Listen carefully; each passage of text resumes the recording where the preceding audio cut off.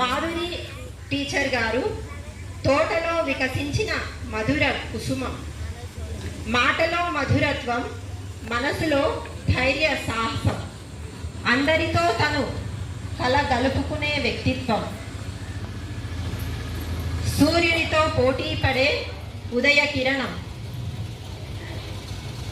విధి నిర్వహణలో అందరికీ ఆదర్శం, అందుకే తన సొంతం అందరి అభిమానం, వారి కుటుంబంలో వెలిగిన నక్షత్రం, సమాజంలో తనదైన ప్రత్యేకతను తమ పాఠశాలలో గల టీచర్లకు విద్యార్థులకు కొండంత ధైర్యం. ఇలా తమ జీవితంలో సాగింది దేవనూరు వరకు ప్రయాణం.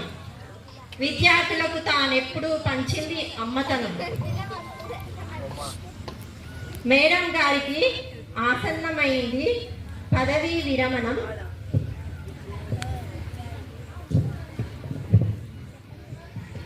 మేడం శేష జీవితం కావాలి ఆనందమయం.